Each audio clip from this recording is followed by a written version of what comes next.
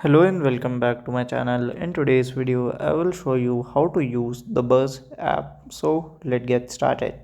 So here you can just open your Buzz app. Just click on let's get started. Then here you have to verify with your number. So I'm choosing my email. Okay. So here you have to follow the same step that I am showing.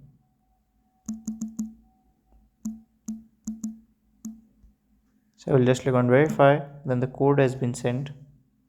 So from here I will just select the mail.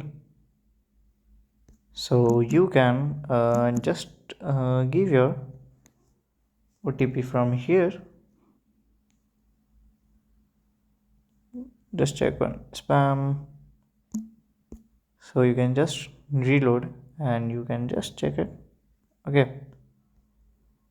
And just copy this code and then paste it here. Then you can just choose your name and your last name, first name. Just choose your next. You can just escape it. Then you can use it from here. So if you find this video helpful, make sure you like, subscribe and share the video. Thank you for watching.